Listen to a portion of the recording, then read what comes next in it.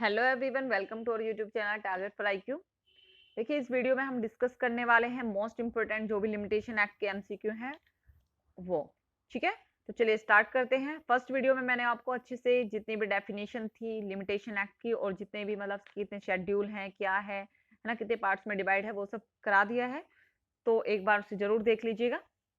चलिए स्टार्ट करते हैं। सबसे फर्स्ट क्वेश्चन है कि परिसीमा भारतीय परिसीमा अधिनियम 1963 कब से लागू हुआ है। ठीक है, इन्फोर्समेंट की डेट पूछ रहा है, तो ये हुआ है 1 जनवरी 1964 से। सेकंड क्वेश्चन है कि परिसीमा विधि से संबंधित सूत्र कौन सा है। तो कौन सा है कि इंटरेस्ट सिपुबी कई ओटसिट प्रिंसलिटियम और विलिगेंसिबस नॉन डोरमेंटियस जुरा सुबिनियंट। तो यहां पर कौन सा है, ये एक और दो दोनों है। नेक्स्ट है परिसीमा अधिनियम 1963 लागू नहीं होता। तो कहां पर लागू नहीं होता है? वादों पर, अपीलों और आवेदन पर लागू होता है। बिल्कुल होता है। कहां पर है, कौन सा पार्ट है? तो हमारा पार्ट 2 बताता है कि सूट, एप्लीकेशन और अपील पर लागू होता है। सेक्शन कहां से कहां तक है? 3 से 11 तक। तो इसका मतलब क्या बचा? रिट और याचिका बची, रिट्स बची, तो यहां पर लागू नहीं होता। नेक्स्ट है परिसीमा विधि के संबंध में असत्य कथन क्या है। ये लचीला नियम है, परिवर्तन में नकारात्मक है, ए और बी दोनों है, उपयुक्त में से कोई नहीं। तो भाई असत्य कथन क्या है? लचीला नियम नहीं है, साफ साफ बता दिया गया है। सेक्शन 3 में क्या है? सेक्शन 3 साफ साफ सेक्शन 3 अगर हम पढ़ें तो क्या कहता है सेक्शन 3 कहता है कि बार ऑफ लिमिटेशन परिसीमा के द्वारा वर्जन कर देता है कि सेक्शन 4 से 24 तक, जिनके अंतर्गत सेक्शन 4 और 24 भी आते हैं, अंतर्विष्ट जितने भी प्रोविजन हैं, है ना, जिसमें वो प्रिस्क्राइब्ड क्या दिया गया है, प्रिस्क्राइब्ड टाइम दिया गया है, उसके बाद में जो भी कोई केस किया जाएगा, कोई वाद किया जाएगा, कोई अपील की जाएगी या कोई एप्लीकेशन किया जाएगा, है ना, कोई एप्लीकेशन किया जाएगा, तो वो क्या होगा? तो वो क्या होगा भाई? वो ग्रहण नहीं किया जाएगा।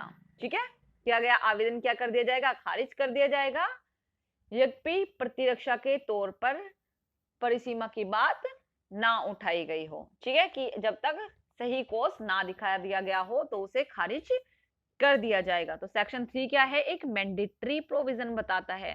क्वेश्चन पूछ लेता है एग्जाम में कि सेक्शन 3 क्या है? एक मैंडेटरी प्रोविजन है, लचीला नियम है, कैसा नियम है? तो कैसा है, याद रखना है, सेक्शन 3 मैंडेटरी प्रोविजन है। नेक्स्ट है कि परिसीमा काल से अभिप्रेत है। कि परिसीमा काल से क्या अभिप्रेत है? कि जो किसी वाद, अपील या आवेदन के लिए अनुसूची द्वारा विहित हो वो है, या जो अधिनियम के उपबंधों के अनुसार संगणित हो वो है। एक और दो दोनों है। तो कौन सा है? लिमिटेशन कौन सा है? लिमिटेशन जो है वो क्या है भाई?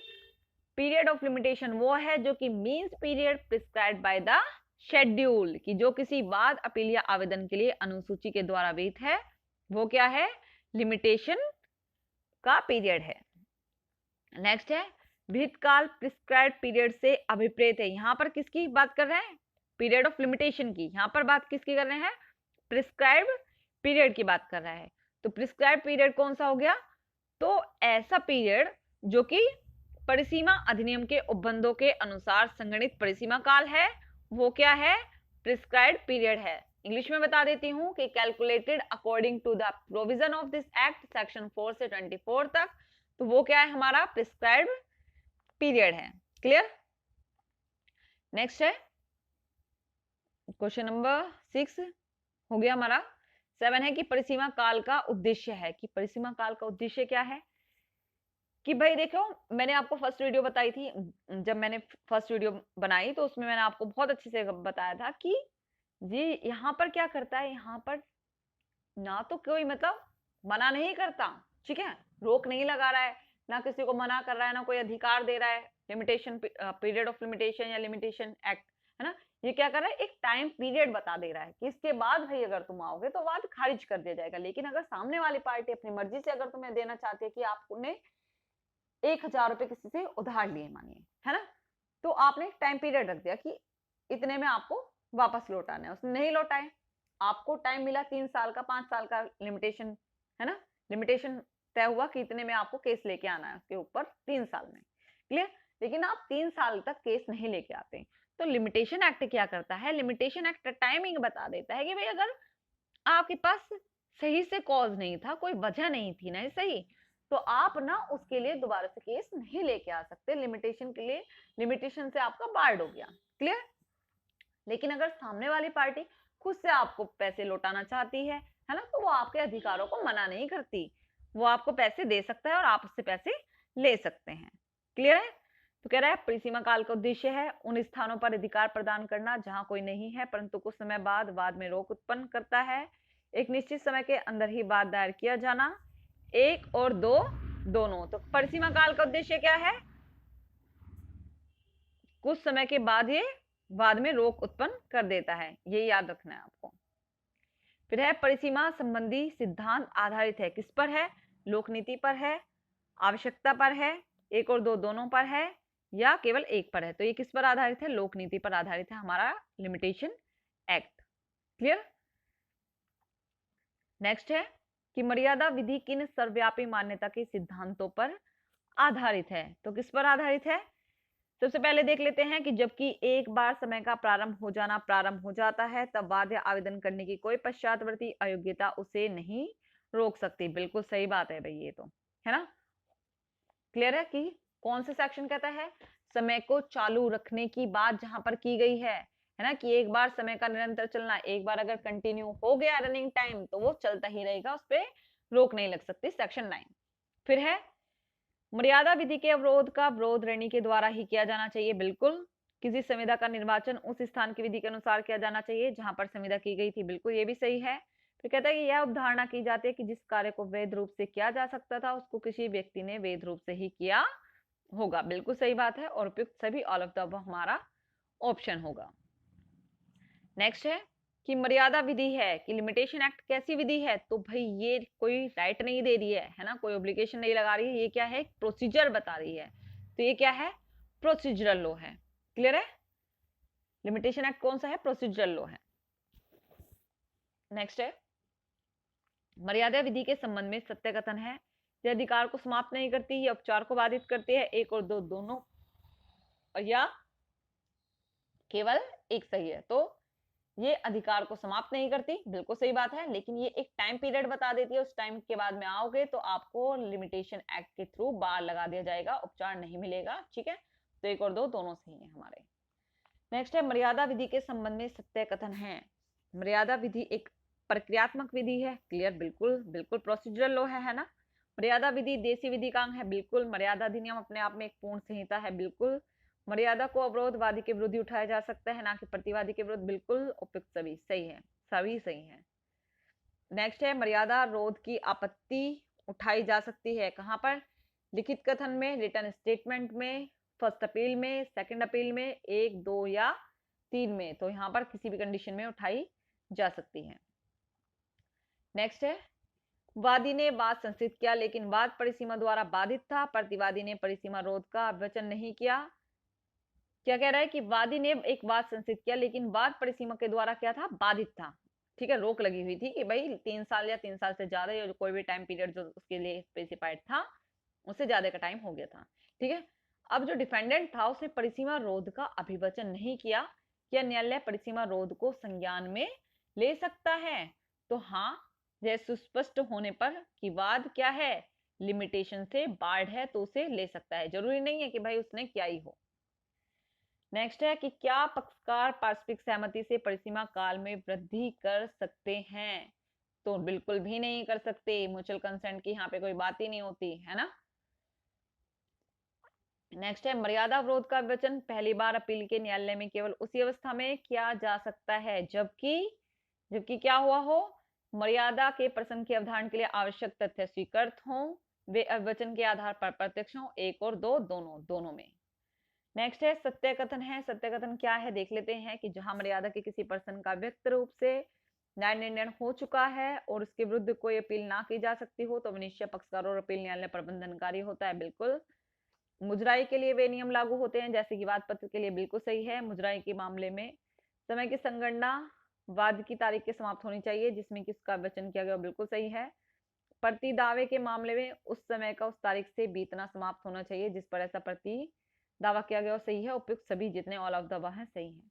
मर्यादा अधिनियम लागू होता है तो लिमिटेशन एक्ट कहाँ पर लागू होता है? सभी सिविल कार्रवाइयों में और कुछ विशेष दांडिक कार्रवाइयों को भी लागू होता है। बिल्कुल सही बात है, दोनों को लागू होता है। कुछ विशेष दांडिक कार्रवाइयों में भी लागू होता है और सिविल कार्रवाई में लागू होता है। नेक्स्ट है परिसीमा अधिनियम लागू नहीं होता। कहां पर लागू नहीं होता है? तो फर्स्ट कह रहा है कि सभी दांडिक कार्रवाइयों में, सभी दांडिक कार्रवाइयों में लागू नहीं होता। बिल्कुल, कुछ विशेष दांडिक कार्रवाइयों में ही, कुछ स्पेशल क्रिमिनल में लागू होता है।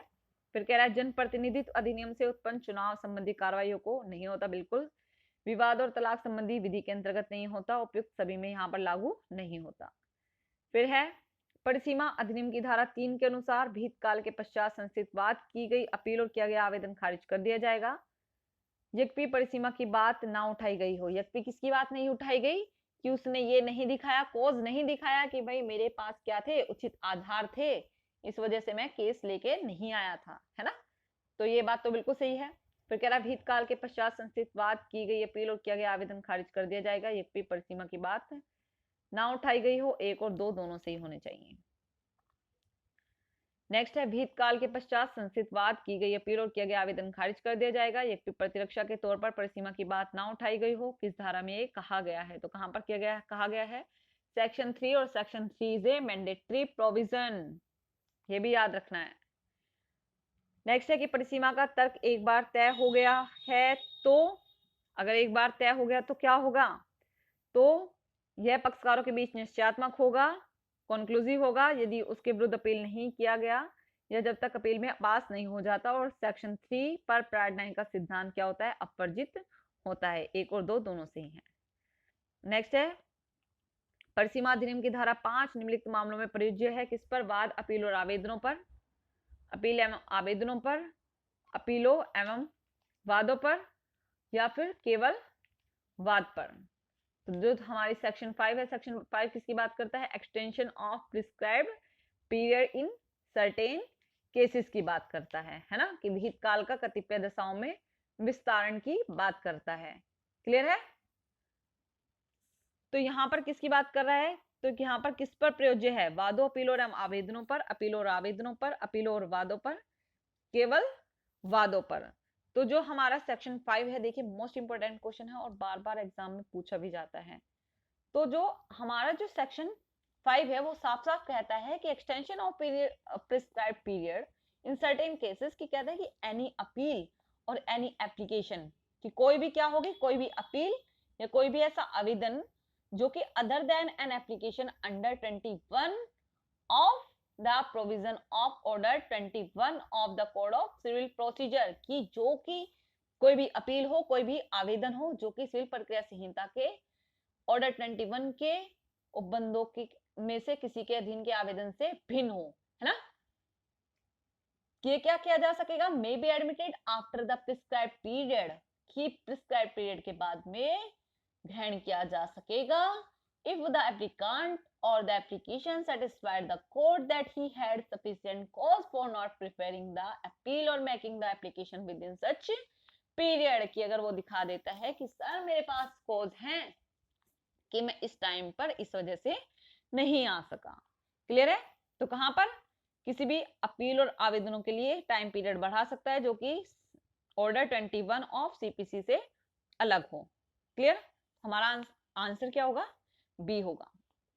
कंफ्यूज होने वाला क्वेश्चन है भाई, ठीक है, बहुत कंफ्यूजन वाला क्वेश्चन है, तो इसे याद रखना है आपको।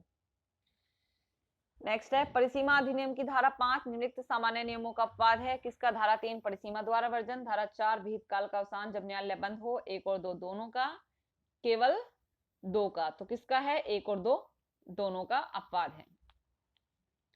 नेक्स्ट है कि परिसीमा अधिनियम की धारा 5 के अंतर्गत पक्षकार कितने समय की देरी को स्पष्टीकृत करेगा? तो कितने देरी को? कि परिसीमा के अवसान के पश्चात और आवेदन दाखिल करने की तिथि का जब तक जो समय व्यतीत हुआ है तो उसका स्पष्टीकरण देगा, एक्सप्लेनेशन देगा कि भाई मैं किस वजह से नहीं आ पाया था। क्लियर है? नेक्स्ट है, सुप्रीम कोर्ट ने किस महत्वपूर्ण केस में कहा कि धारा 5 के अंतर्गत पर्याप्त कारण शब्दों का उपयोगी निर्वचन करते समय उदार दृष्टिकोण अपनाना चाहिए। तो कहां पर कहा था? इसमें ही कहा था भाई, लैंड एक्विजिशन ऑफिसर अनंतनाम के केस में। क्लियर? नेक्स्ट है, विलंब की माफी के लिए प्राप्त कारण नहीं है। वकील द्वारा गलत सलाह दी गई थी, निर्धनता थी, अधिवक्ता द्वारा सद्भावना पूर्वक की गई भूल थी, प्रतिलिपियां प्राप्त करने में विलंब हुआ था, तो गरीबी नहीं है। नेक्स्ट है, विलंब की माफी के लिए प्राप्त कारण नहीं है। क्या नहीं है इनमें से? अशिक्षा, न्यायालय की ओर से देरी, 1 और 2 दोनों, केवल 2, तो अशिक्षा नहीं है। नेक्स्ट है, सेक्शन 5 के अर्थ में विलंब का पर्याप्त कारण है कारावास, बीमारी, दोषपूर्ण वकालतनामा, विधि की अज्ञानता, सद्भावना पूर्वक की गई गलत कार्यवाही। तो सद्भावना पूर्वक अगर गलत कार्रवाई की गई थी तो इसका कॉज लिया जा सकता है। नेक्स्ट है, विधिक नियोग्यता नहीं है, आवश्यकता, विकर्चित, जड़ता या दिवालियापन। तो इनमें से विधिक नियोग्यता क्या नहीं है? दिवालियापन कोई विधिक नियोग्यता नहीं है, इंसॉल्वेंट। नेक्स्ट है, परिसीमा अधिनियम की धारा 6 प्रयोज्य होती है। तो सबसे पहले तो देखेंगे कि सेक्शन 6 क्या है। तो लीगल डिसेबिलिटी की बात करता है, विधिक नियोग्यता की बात करता है। तो इनमें से क्या नहीं है? क्या है? विधिक नियोग्यता किसे प्राप्त है? अच्छा, नियोग्यता से ग्रस्त व्यक्ति द्वारा लाए जाने वाले वाद जिसे व्यक्ति के विरुद्ध वाद लाया जा सकता है। तो विधिक नियोग्यता में क्या है ये? यहाँ पर नियोग्यता से ग्रस्त व्यक्ति द्वारा लाए जाने वाले केस।